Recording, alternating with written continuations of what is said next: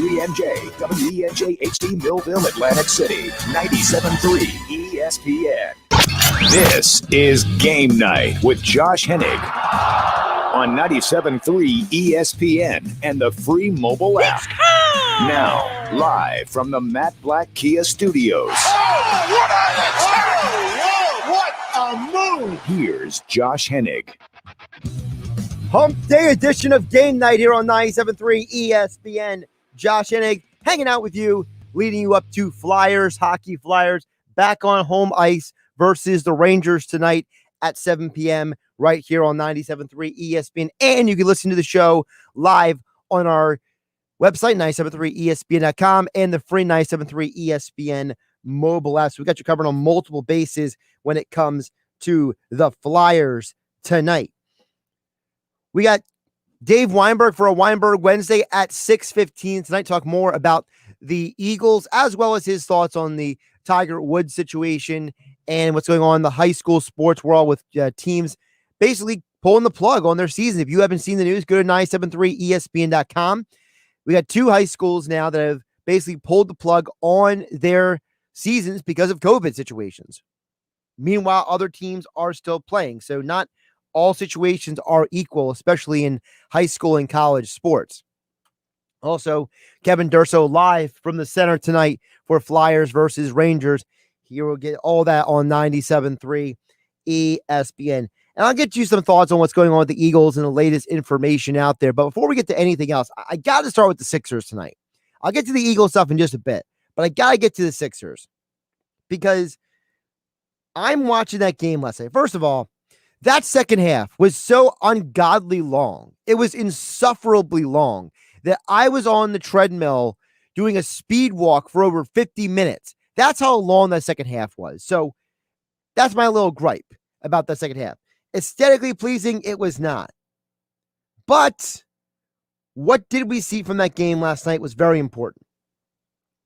You saw exactly the reason why the majority of the world believes that Ben Simmons in the NBA world is an all-star, and the rest of the NBA thinks that Tobias Harris was an all-star snub.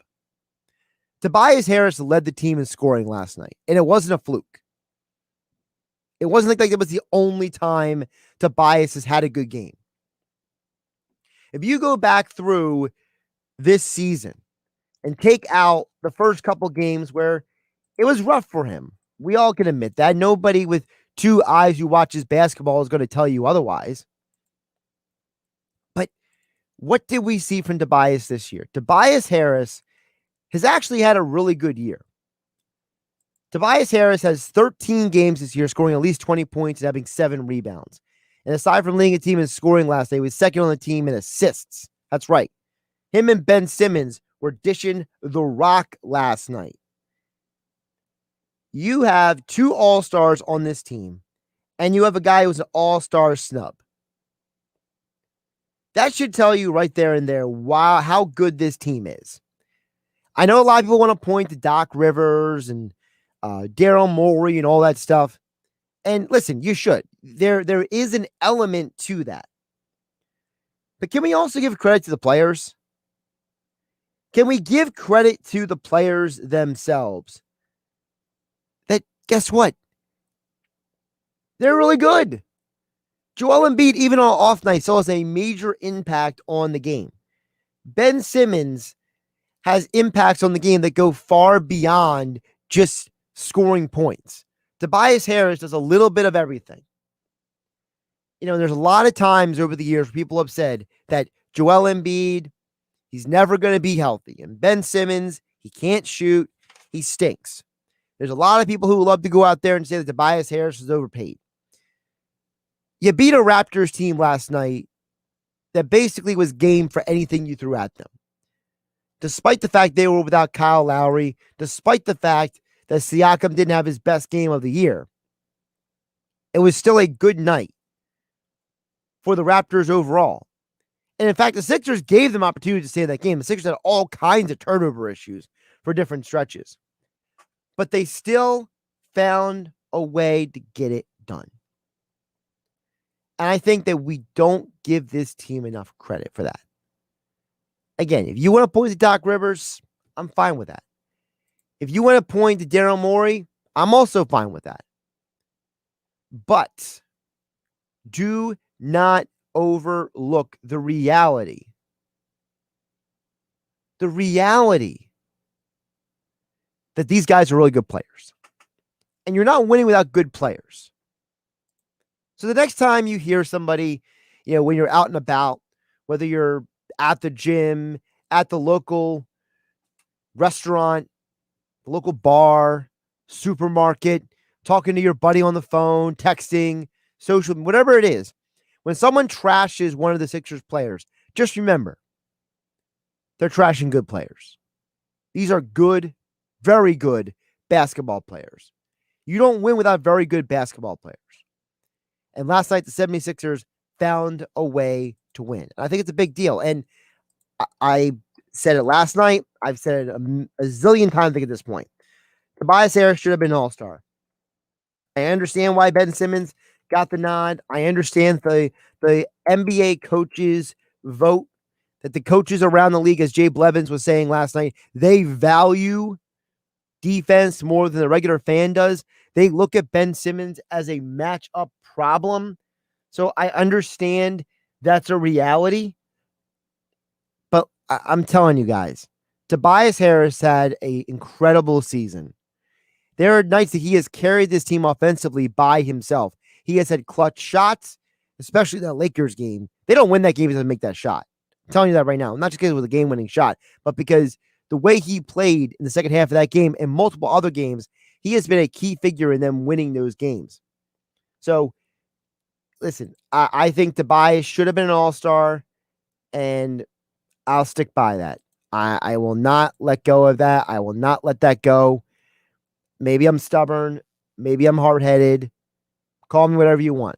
But to me, I would have given the all-star nod to Tobias for the phenomenal year he has had. He has had a better year while Ben Simmons has had a great month. That's how I look at it. Josh Hennig here on Game Night on 97.3 ESPN. Of course, the text board is open at 609-403-0973. For you to get on the conversation, 609-403-0973. You're listening on 97.3 ESPN FM, or if you are listening through the 97.3 ESPN mobile app.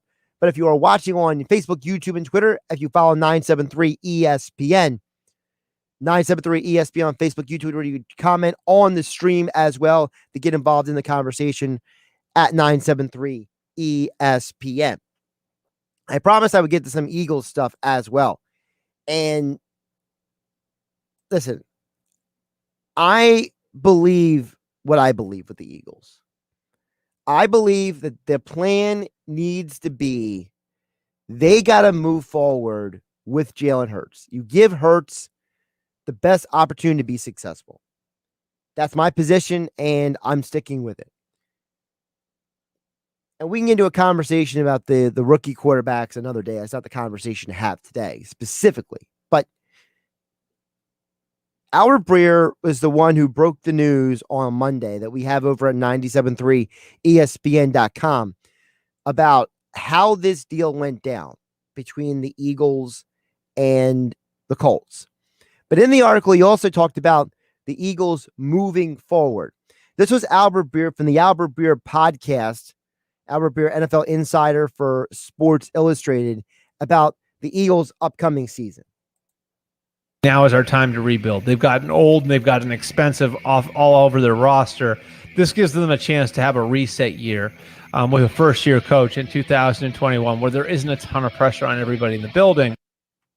A reset year, not a rebuild year, a reset year. I like that verbiage. Now, I don't agree with the next point that Albert Breer makes, but that point I think is very, very poignant because for the Philadelphia Eagles, they need a year to reset the roster, reset the salary cap. They tried to extend that championship window, right? This was a team that, for whatever reason, thought that they could get a little bit more out of Jason Peters and a little bit more out of some of these veterans that were frankly washed up and done. But they kept trying to extend the window and extend the window. And it came back to bite them this past year with all the crazy amount of injuries. So I agree with that. I think that it is time for the Eagles to hit the reset button on the year. But this point by Breer, who is an excellent analyst, excellent reporter. He's one of the best NFL reporters out there. You know, I've been listening to his podcast for probably about 5 or 6 years, however long it's been in existence. But the other side of this is his perspective on the Eagles and the 6th pick. This idea that they should go get a quarterback, I don't believe it. But you can hear Albert for yourself. You have the 6th overall pick.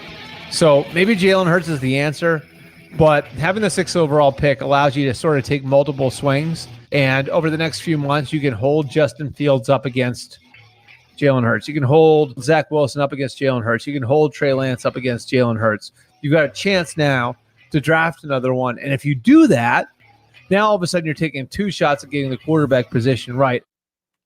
I don't agree with that at all. You drafted Jalen Hurts for a reason. You don't just tell him, well, we're looking around. It's like if you're dating somebody and you're supposed to be an exclusive relationship, and you turn around and you say, oh, by the way, I'm still on the market. I'm going on dates. I'm evaluating things. We were never exclusive, right? And the other person looks at you and they're like, I was not under that impression. That's what I feel like he's suggesting. I have no interest in going out and being a serial dater when it comes to the quarterback position. The quarterback position, if you have a person who you think is the quarterback, give that guy an opportunity to be successful. Don't go out and draft another guy. Don't go shopping for another quarterback. If you want to go out and get a veteran to work with Hurts and maybe push him for the job, I'm fine with that. Ryan Fitzpatrick, Marcus Mariota, etc. Don't draft a quarterback in the first round. We don't need any more drama in Philadelphia. You have a rookie quarterback coming in here, a rookie head coach coming in here. Give him an opportunity to get his feet under him. Let Hurts go out there and succeed or fail. Because guess what? If he fails, you're going to be picking the top 10 all over again. But at least if you give him a chance to go out there and succeed or fail, you know for sure what he's capable of. Don't mistreat the guy that you picked over the guy you just got rid of. Because clearly the Wentz trade was about moving on from Wentz because the time was done. You decided to do that. So you know what? Give Hurts a chance. You gave Wentz multiple opportunities to be successful. You got to give Jalen the same opportunities. Do not draft a quarterback in the top 10. Do not be lured by the temptation. Do not be lured by somebody you saw on Instagram, or you popped open some random dating app that you really weren't supposed to be on anyway. I think you got a good one right here in front of you. Jalen Hurts can be the guy. You got to let him have the opportunity and run with it. Josh Hennig here on 97.3 ESPN. Game Night, of course, being brought to you by Matt Black Kia. Matt Black Kia wants to get you approved today. Matt Black Kia in the Black Horse Pike in Egg Harbor Township. Visit them on mattblackkia.com. Josh Hennig in the Matt Black Kia Studios, hanging out with you. Don't forget my FanDuel Sportsbook pick of the night a little bit later in the show. But coming up next, talk more Eagles with Dave Weinberg right here on a Weinberg Wednesday on 97.3 ESPN FM, the 97.3 ESPN mobile app powered by First Bank of Seattle City, and live on Facebook, YouTube, and Twitter. You can watch the show on 97.3 ESPN on all 3 social media platforms. It's Sixers basketball tomorrow on 97.3 ESPN with the voice of the 76ers, Tom McGinnis, calling all the exciting play-by-play action. Euro steps by him and scores it up and good. What a move. Are you kidding me? The Sixers host the Dallas Mavericks tomorrow. Coverage begins at 7 p.m. Philadelphia 76ers basketball on your radio home of the Sixers in South Jersey. 97.3 ESPN.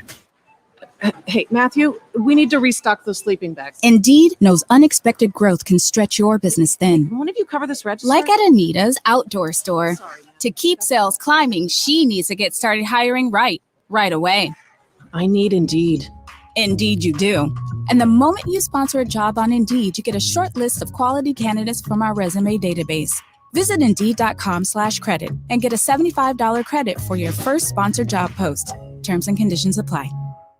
Hey y'all, this is your girl Cheryl Underwood, and I want to tell you something. My digestive system used to make me feel sluggish, but those days are over. Now I feel great. That's because I increased my fiber intake with the Metamucil 2-week challenge, and I'm still hooked. I just took Metamucil every day for 14 days, and it's really that easy. Metamucil traps and removes the waste that weighs you down, so you feel lighter and more energetic. Now I never want to go back to that heavy feeling. Are you ready for the Metamucil 2-week challenge? For a coupon and daily support, sign up at Metamucil.com today. O'Reilly. Trust the professional parts people at O'Reilly Auto Parts to recommend the best products for your car, like 5 quarts of O'Reilly full synthetic motor oil and a MicroGuard filter, just $26.99. Extend the life of your vehicle and improve performance with a synthetic oil change. Stop by O'Reilly Auto Parts today or visit O'ReillyAuto.com. O'Reilly Auto Parts. The following is a paid announcement. The advertiser was paid a marketing fee for a digital campaign. Please make sure to review our disclaimer on our report page. The new year is here, and the time is now to capitalize on the unprecedented boom in the U.S. markets. It's a modern-day green gold rush as millions of people using CBD for panic and anxiety are searching for a safe anti-prescription remedy to alleviate stress. This market has a combined annualized growth rate of 52% and is projected to grow over $89 billion by 2026. That's why we want to send you a free subscription to Avid Market News Trends when you text the word green to 48542. Get this red-hot intelligence delivered directly to your mobile device so you can make decisions as market conditions change. We've identified a company that could put you in a prime position to profit from this modern-day green gold rush. Find out which companies are setting the standard when you text the word green to 48542 for your free subscription to Market News Trends.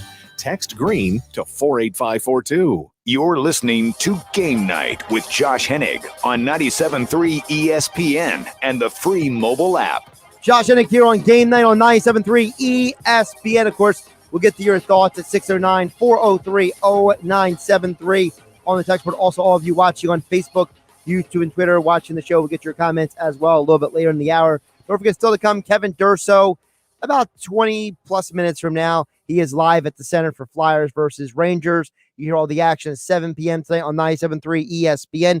But right now, joining me on the Boardwalk kind of hotline to get more into what's going on with the Eagles and more, it is Dave Weinberg. Check out all of his coverage over at 97.3 ESPN.com. Also, follow him on Twitter at Dave Weinberg19, longtime Eagles veteran beat writer, as well as we'll go to the high school sports scene as well. Dave, how you doing today? I'm doing well, Josh. How are you? Doing pretty good. So the good news is the trade finally happened. The bad news is it feels like no matter what would have happened, some Eagle fans would be just dissatisfied no matter what. So, where do you stand now about a week after the Wentz trade went down? How do you feel about the situation in Philadelphia? When it initially happened, I just said good riddance. It was something that had to happen.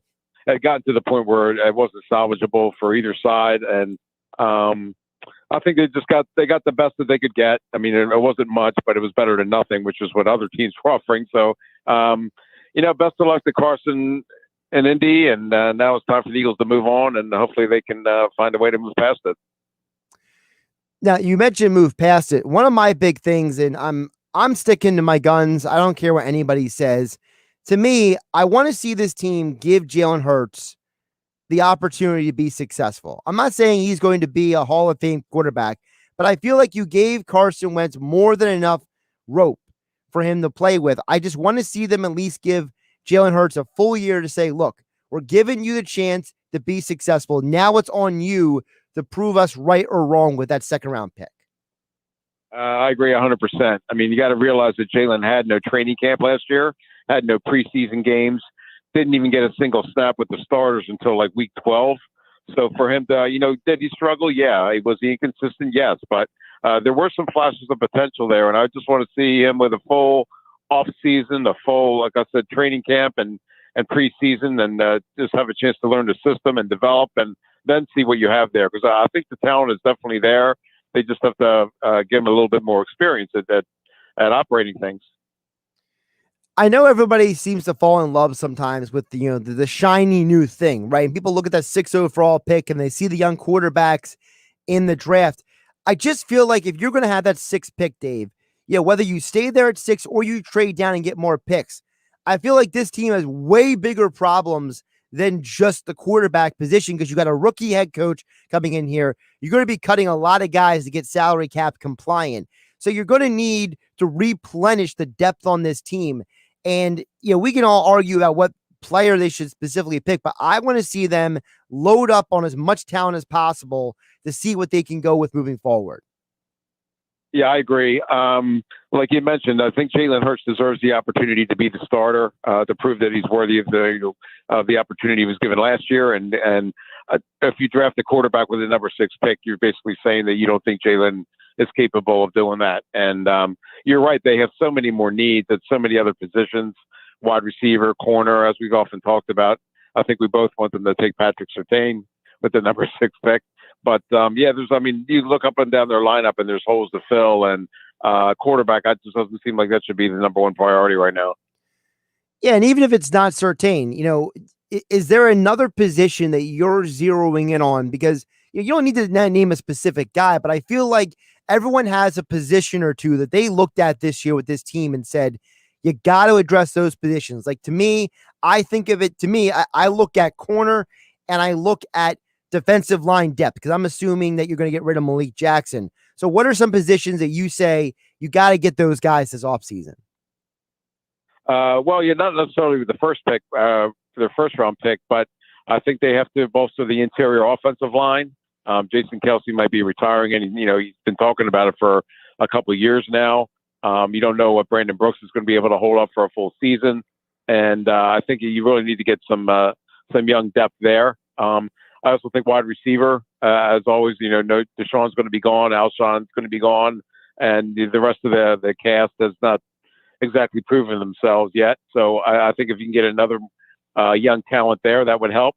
And I think safety as well. Jalen Mills is definitely not the answer there. I don't know if Kevon Wallace can step up to be that role. It looks like Rodney McLeod's not going to be ready for the beginning of the year. So you need a young safety that you can groom and develop also. Dave Weinberg joining us for a Weinberg Wednesday here on Game Night on 97.3 ESPN. Of course, you can follow Dave on Twitter at Dave Weinberg19. Check out his extra point columns over at 97.3ESPN.com. Dave, I'm going to try to rope you into the most controversial conversation we've been having on the air here, because I feel like your context on the Eagles has a lot of depth to it, and that is Howie Roseman. I know there's a huge contingent of fans who hate this guy. And my perspective is this. Howie Roseman's not a villain. He's an NFL general manager. And I feel like people look at this guy with this attitude that he is the worst, he is the dumbest, he is fill in the blank, the bad whatever. And I just feel like there's no measurement for the fact that the guy was the guy in charge of football operations when they won a Super Bowl. But people want to throw that out because whatever their personal agendas are. Yeah, I mean, Howie's a tough person to like, just because of his personality, and he can come off as a tad arrogant at times. Kind of, I know more than you. I got to be the smartest person in the room. But you're right. You can't just you can't dismiss the fact that they won a Super Bowl under him. I mean, he's the one who built that roster.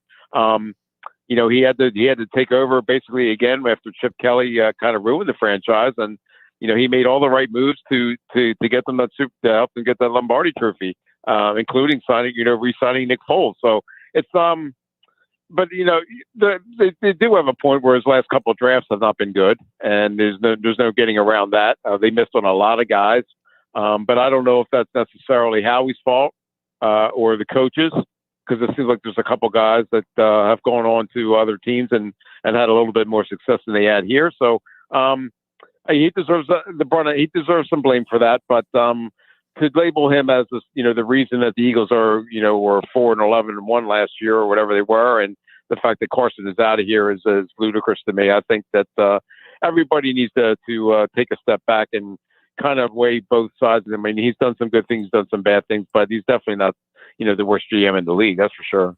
Yeah, and I think people, like you said, it's the attitude, the fact that, maybe he's not the likable guy in the world, but also I think it's because I hear a lot of times he's not a football guy. We've all heard that term. Eagle fans, they're blue collar fans, and they have a perception of what they want their football team to look like, act like, and play like. And I feel like Howie doesn't fit the mold, so they automatically just treat him as, oh, he's dumb, he's bad. And I just feel like it's so ridiculous how over the top it is because, I mean, do people not forget that Buddy Ryan never won a playoff game? Yeah, that's true. I guess it's easy to blame it on Howie. Like, and you're right, he is a number. He was like a numbers guy, a salary cap guru, if you will, coming up, and didn't have a whole lot of football background. The best thing they can do, though, is surround him with football guys like they did with Joe Douglas and what have you. The guys that really know the player aspect of the game and then the talent evaluation part of it. And the ideal situation is to blend that with Howie's acumen as far as the financial side, and maybe he does know a little bit about a little bit more about football now than he did. So I think just take those two segments, combine them, and you might be able to have a decent offseason. Dave, let's flip over to a couple other topics. Obviously, I know you're a huge golf fan, so I wanted to give you the opportunity to comment on Tiger Woods, because obviously, the news is coming out that, he wasn't drunk, he wasn't inebriated, nothing nefarious was going on with him in the accident. And it looks like that he's going to have some serious hurdles to get through, not just to play golf, but to, just walk like a normal person again. I believe he will, just because of the fact that of his competitive nature. But man, you just got to feel for the guy, because it felt like his life was really going in a good direction. And then for this to happen really just feels like a shot to the gut. Yeah, I mean, you can't help but feel for the guy.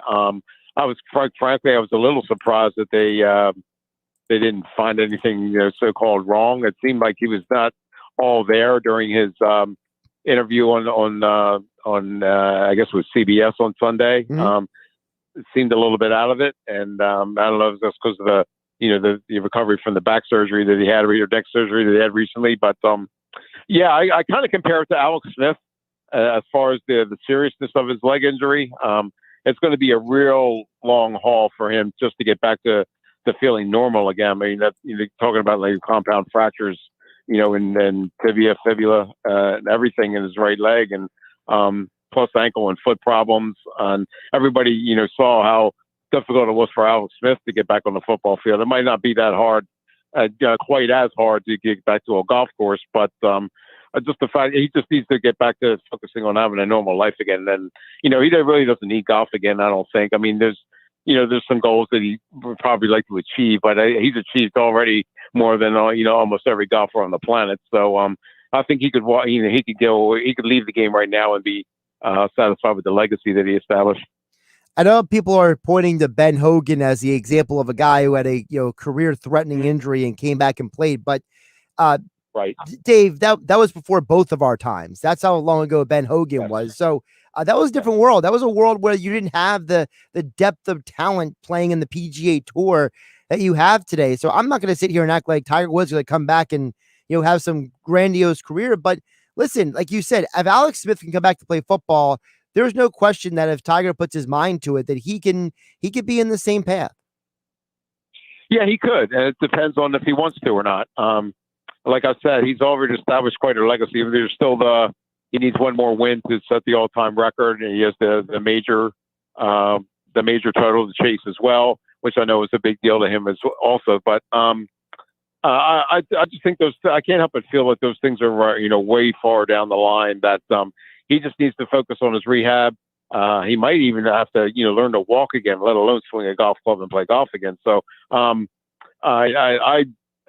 would just rather see him. I just mostly want to see him get back to being himself, being a father to his kids and that kind of stuff, being able to play with them. And I think that stuff takes precedence over whatever happens on the golf course.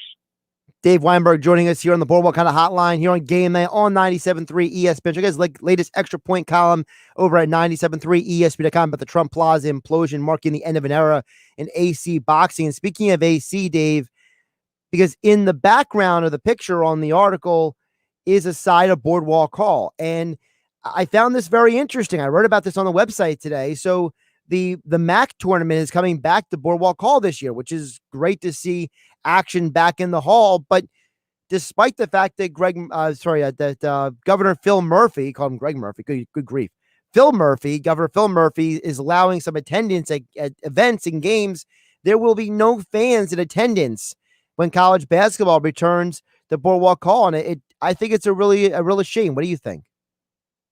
Agreed. If he's going to allow, from what I can gather, I think I mentioned it on Twitter that, arenas that can seat 5,000 or more are allowed to have, I guess, 25% attendance or something like that. And, why not? Boardwalk Hall certainly qualifies. You can see like 14,000 for sporting events there. So why not allow like a limited number of fans? Granted, you can't go overboard, obviously, but fans are part of what makes that experience such a special one. And they can certainly do it without fans and have put on a great tournament. But I just, if the governor's going to allow it, I don't see why you wouldn't follow that rule and just let some spectators in. The same thing with it's obviously down the line because they haven't announced any boxing events or MMA events back. But from what I understand, in the Edis Arena at Hard Rock and the ballroom at Ocean, the arena at Ocean Hall, at Ocean Casino Resort, they both have a capacity of 5,000 or more. So I'd like to see some events come there too. Yeah, and even if you're like the New Jersey Devils are going with a 10% capacity, the arenas in Atlantic City, 10% capacity matters because those are intimate places. I mean, you've covered them even more than I ever have, Dave. And that is, to me, when I walk in those arenas, there's an intimate aspect to those buildings. And even having 10% of capacity is still a good amount of people to feel the vibe. Yeah, I mean, maybe not Boardwalk Hall because, like I said, that's a pretty big arena. But certainly, Hard Rock and Ocean having like 500 fans in there is going to make a world of difference, and it probably would with Boardwalk Hall too. I mean, like I said, just having hearing the cheers and that kind of stuff that's what makes a basketball game so special. And it's nice to see that area high schools are now starting to allow a limited amount of fans there because I think the kids really deserve that. They've worked hard. And it's nice to be able to play in front of your parents and your friends or what have you. Speaking of high school, before I let you go, Dave, I want to get your thoughts on the news that came out today. On the same day, Atlantic City High School announced they're ending their season for COVID reasons. Middle Township boys ended their season. And it's a bit of a stark contrast because on the same exact day, they announced that Wildwood High School is going to continue going forward with their basketball season. So it really feels like a very frustrating year for a lot of people. And I feel so bad for the kids who are like the seniors on these teams because, Dave, you've covered a lot of high school sports in your day. Mm-hmm. To me, it's all about the seniors, when it comes to that final year for them. And, this is now 2 straight years that some games are being ripped out from under these young people who, work their tails off to keep their grades up and play well in sports and get on the field or on the court. And now to have this situation end their seasons. I understand there are COVID concerns, but I feel like there could have been a way they could have found a way to maybe get a little bit more games back in for these young people next month. Yeah, you're probably right. There could have been an avenue there where they could add like a game or 2 or 3. I think Wildwood Catholic was able to. They've been shut down for COVID reasons recently, but they've also added I think 3 games against different opponents towards the end of the season. So it'll give them like their 15 games or 12 or what have you. And I'm like you, I feel really bad for the folks at Atlantic City and Middle, especially the seniors, like you said, to have your season, prematurely end like that. It was bad enough that you only get to play 15 games, but now if you're those teams, you only get to play like 7, 8. And, but this COVID stuff has got a lot of people concerned and worried and even scared almost where, there's some kids who live with their grandparents. So you have to worry about, them inadvertently bringing it home to them or, coaches catching it. It's a really difficult decision. I mean, I really feel for the coaches and the athletic directors here. They have some really tough choices to make. So, I mean, I can't really say that any of them that they're wrong, but it would have been nice to see them to at least try and find a way to finish out the year. He's Dave Weinberg. Make sure you follow him on Twitter at Dave Weinberg 19. Check his extra point columns over at 97.3 ESPN.com. The latest is a look at the Trump Plaza implosion, marking the end of an era in Atlantic City boxing. Of course, also check out Dave's podcast. Yes, Dave has a podcast. It is called Tequila and Touchdowns with Dave Weinberg. So a lot of great places to get Dave and his content. And of course, he joins us each and every week here for a Weinberg Wednesday here on Game Night on 97.3 ESPN on the Boardwalk Honda Hotline. Dave, always appreciate the time and the conversation. Well, thanks for having me, Josh. I appreciate it also. Talk to you next week. Josh Hennig here on Game Night on 97.3 ESPN. Of course, Game Night being brought to you by AmeriSave Mortgage. You won't regret shopping at AmeriSave.com for a lower mortgage rate. It only takes 3 minutes, and AmeriSave could save you thousands. AmeriSave for yourself at AmeriSave.com to lower your mortgage rate. Josh Hennig here on Game Night on 97.3 ESPN. Of course, we'll get to your thoughts a little bit later in the show at 609-403-0970. Also, all of you watching on Facebook, YouTube, and Twitter, what is up to AK Eagles 88 watching on the YouTube channel? Also, hello out there to Dan and EHC who texted on the text board. I'll get to all your guys' thoughts coming up in just a bit. A little bit later in the hour, but coming up next, live from the center, next on 97.3 ESPN, Kevin Durso, our 97.3 ESPN.com Flyers insider, will join the show with the latest information on the Flyers. They are back on the ice tonight, taking on the Rangers. They're back on home ice. They're not on a lake. They're not going to worry about sunshine or any of those delays anymore. It's just a regular hockey game in a hockey arena tonight. I can't wait to see it because that fiasco was embarrassing over the weekend for the NHL. Listen, anybody who knows me knows I love sports. I'm a huge sports fan. But the NHL always finds a way to shoot themselves in the foot. And it's frankly embarrassing. So now that the Flyers are done with the embarrassment over the weekend, they get back to real hockey starting tonight versus the Rangers. Kevin Durso with a preview next here on Game Night on 97.3 ESPN FM, the 97.3 ESPN mobile app powered by First Bank of Sea City. And we are live on Facebook, YouTube, and Twitter where you can watch the show. Just follow 97.3 ESPN. It's Philadelphia Flyers hockey tonight on 97.3 ESPN and the free mobile app with Tim Saunders and Steve Coates calling all the play-by-play action. The Flyers host the New York Rangers tonight. Coverage begins at 7 p.m. It's Philadelphia Flyers hockey on the radio home of the Flyers in South Jersey, 97.3 ESPN, and listen live on the free mobile app. On some models excludes Corvette. With GMF financing, excludes prior sales. See dealer for details. It's President's Day all month long at Bennett Chevrolet with our biggest, boldest, best deals ever. Saving you up to 25% off MSRP on brand new vehicles. Right now, Bennett Chevy is selling brand new vehicles at GM supplier employee pricing. Plus, you keep all the rebates that can save you as much as 25% off MSRP. But there's even more ways to save with 0% financing available. Plus, if you're looking for pre-owned, Bennett will pay you a minimum $7,000 for your trade towards any pre-owned in stock. That's a minimum $7,000 for your trade, no matter its condition. Imagine how much more you'll get for a good trade. And once you've dealt with our non-commissioned sales team, you'll rave about the wonderful experience with no need to negotiate and no hassles, because our team is paid on your satisfaction, not how much you spend. It's President's Day all this month at Bennett. Find new roads at Bennett Chevy, Egg Harbor Township, and BennettChevy.com. Last night's sleep? Interrupted by pain? Tonight, silence it with new ZQL Night Pain. Restful sleep, now with powerful pain relief. ZQL Night Pain combines America's #1 sleep aid with a maximum strength pain reliever. So you can fall asleep fast and wake feeling rested, because pain should never get in the way of a great night's sleep. New ZQL Night Pain. Silence pain. Sleep soundly. Available at retailers near you. A message from your neighbors and friends at First Bank. We've been serving residents and businesses of Sea Isle City and the surrounding communities for more than 130 years. Today's challenges, while unique, are another opportunity to show our strength and resilience. Our commitment to you remains strong.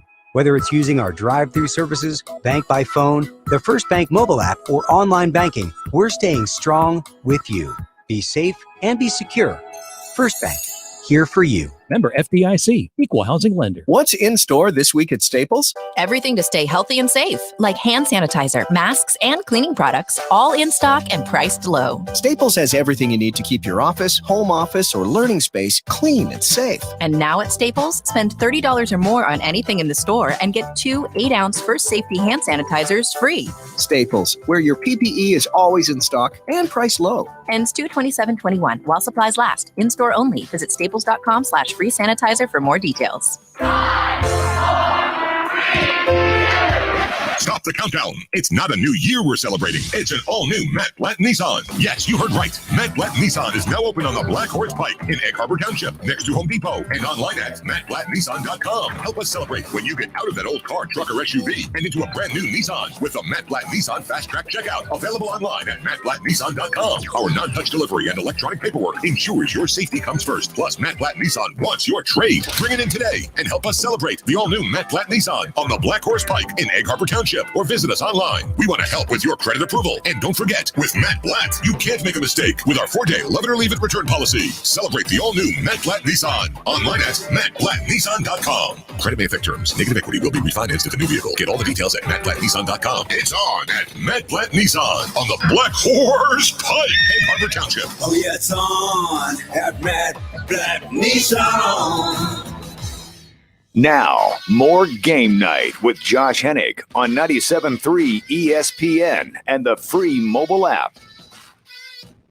Josh Hennig here on Game Night on 97.3 ESPN. I'm live in the Matt Blatt Kia studios. But joining us right now, live from the center, is Kevin Durso joining us. He's got the flashing lights behind him if you're watching on Facebook, YouTube, and Twitter here on 97.3 ESPN as the Flyers are back at home getting ready to take on the Rangers. Kevin, first of all, it's good to see you back in the arena, but it's also good to see the Flyers back on home ice after the debacle this past weekend at Lake Tahoe. Yeah, for sure. It was a unique experience, and as I described it in the preview of tonight's game, it's a memorable setting. This is something these guys will never forget, playing outdoors like that. But to have them go out there to play one game, to have that kind of result when you knew that they weren't going to match up with the Boston Bruins in any way, shape, or form with the guys they had out on the COVID list, just an unfair advantage from the beginning. It's unfortunate that's how it had to play out. And even the day before, all the stuff with the ice the day before, with the Lake Tahoe games, the Colorado-Vegas game getting paused halfway through the day, resuming at midnight Eastern time, that was just a mess from the beginning, and you'd hope for something better. I think it's a great concept, but it was poor execution on the part of the league to not be prepared for that. And that's just how it goes sometimes. I give them credit for trying something new and unique, but it didn't work out the way that I think everybody had hoped.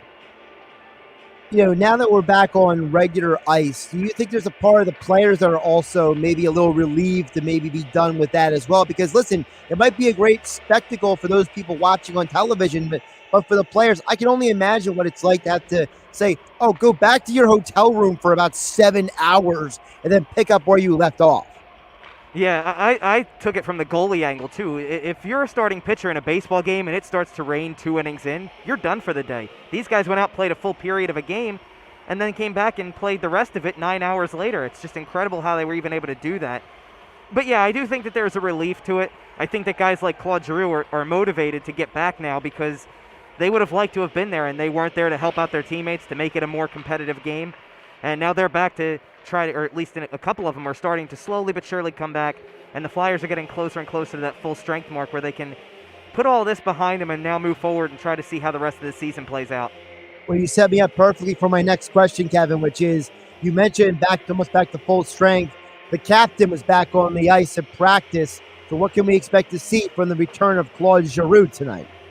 Well, it's going to be interesting. I mean, it's no surprise to me that he's in. He's a guy who doesn't like to take a night off. So if he's available to play, which he finally is now that he's off the COVID list, he's going to play.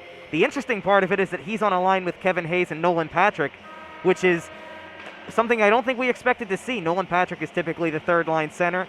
This is an opportunity for him to try to get going a little bit. Alain Vigneault said he hasn't liked everything he's seen from him in the last few games, and he's trying to spark him a little bit by putting him on the wing instead of putting him at center. So we'll see how that goes. As for Giroud, I think you're going to see him take a small step back tonight just to ease him back in a little bit from a minute standpoint. But otherwise, I'd expect him to play relatively mostly a normal game. I think you're just going to see him maybe get a few less minutes maybe on the power play, or maybe just take a shift on the penalty kill to take a face-off and get off the ice. So he's fresher for longer in this game. But otherwise, I'd say it's business as usual for them. Now, you mentioned about Giroud coming off the list. You tweeted out just 30 minutes ago that the NHL's COVID list, Flyers now down to 4. So Braun is back, Giroud is back. So it's just Voracek, Loughton, Lindblom, and Konechny.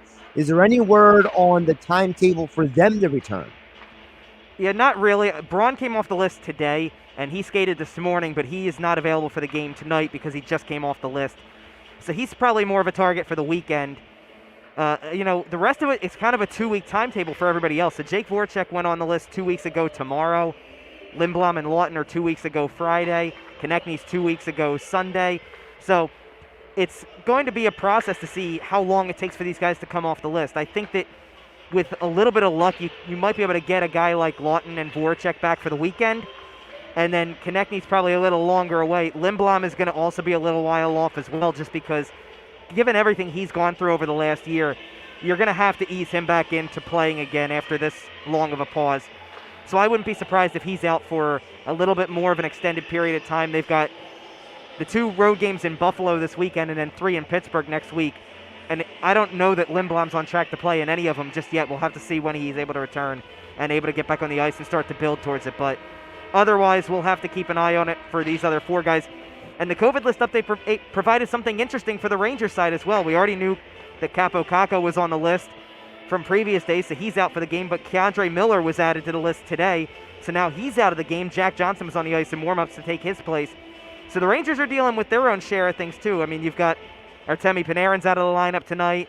You've got, I'm thinking of who else. Jacob Trouba was hurt recently, so he's out of the lineup too. So they're missing pieces too, so it's a much more even matchup this time around than it was a week ago.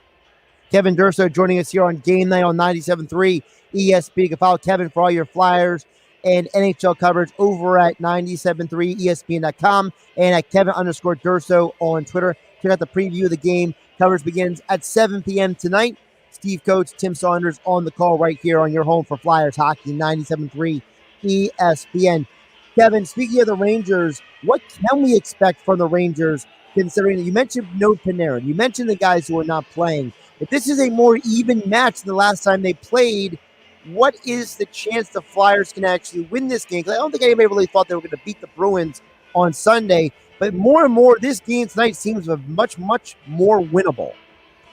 Well, I think you saw how competitive they could be even shorthanded when they played the Rangers a week ago. And they had next to nobody in the lineup then, but they still kept that game close throughout. They got it to overtime, so they got a point. And they really made do with what they had, and they found a way to get that point. Now they've got more of their lineup back. They've got Claude Giroud back, which is a huge boost for them.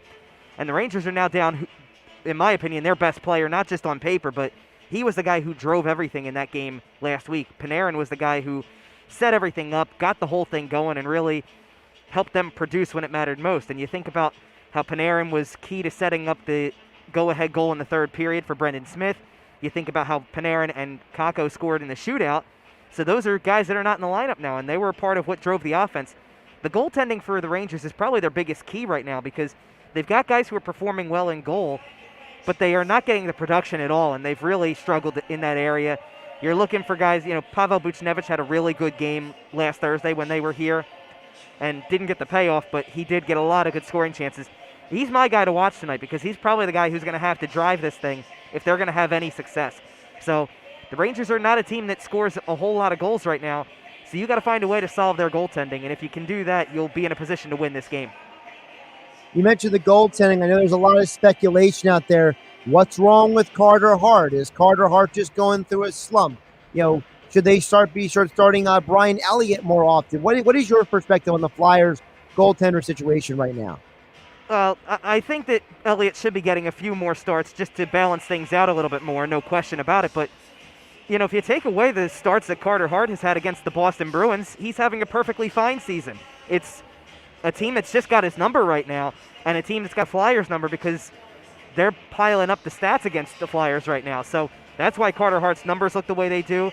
He didn't have a good game on Sunday, and it's going to happen, and that just is what it is.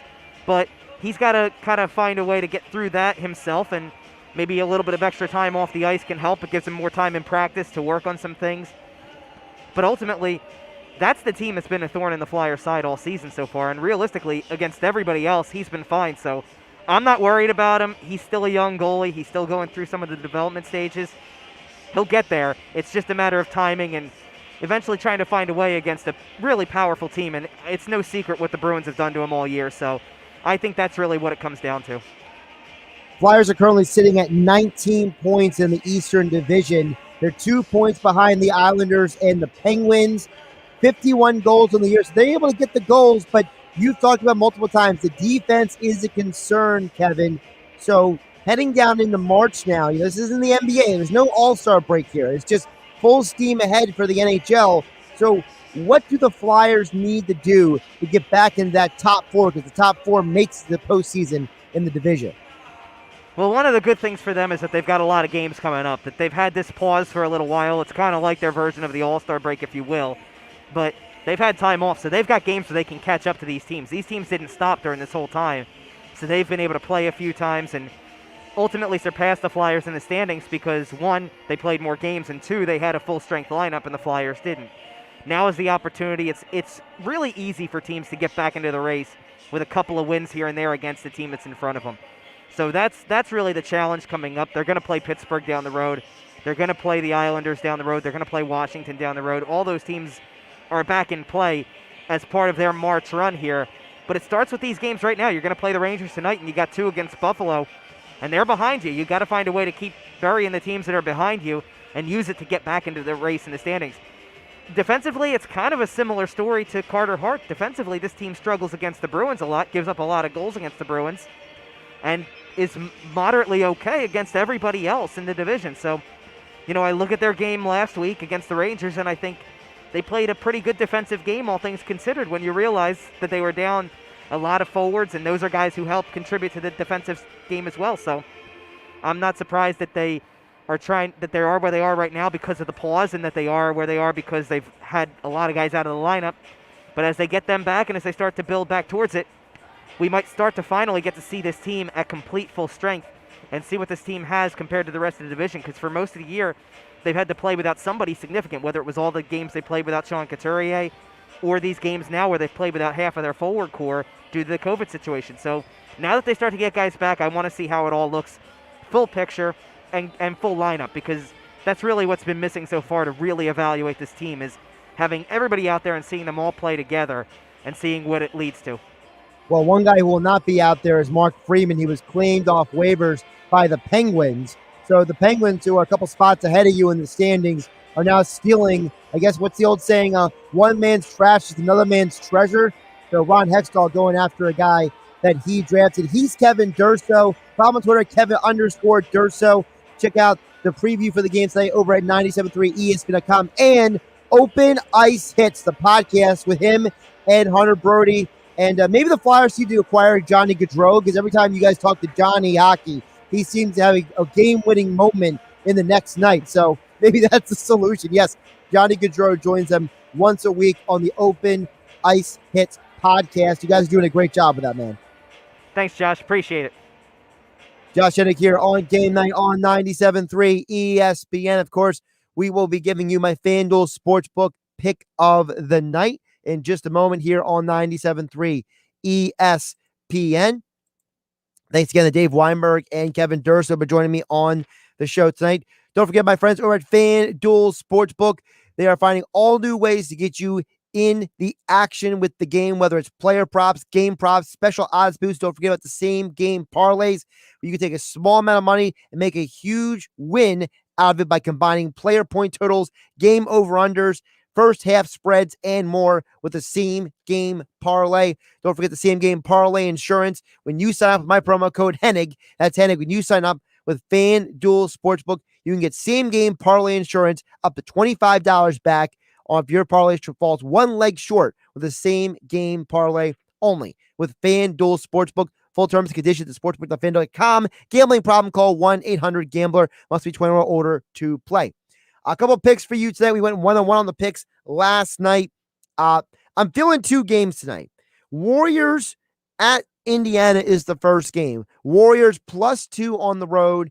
I know the Warriors have had a very long road trip. This is now going to be the fourth game of that road trip. But listen, they just beat the Knicks the other night.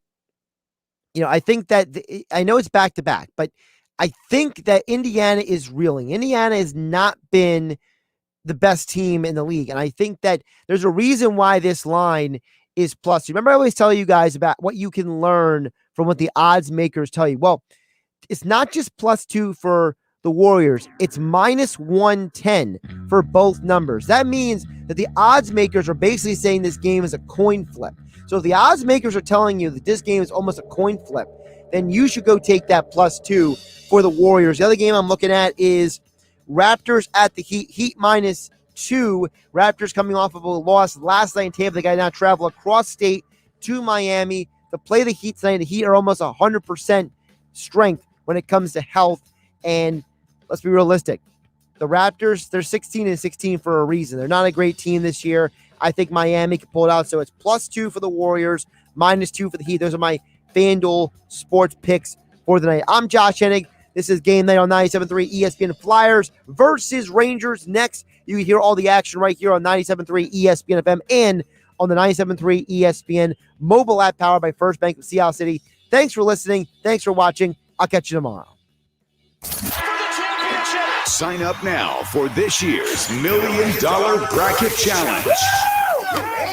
Registration is underway now at 973ESPN.com and the free mobile app until the tournament begins. The listener whose bracket has the most correct will win a $500 golden getaway in Atlantic City.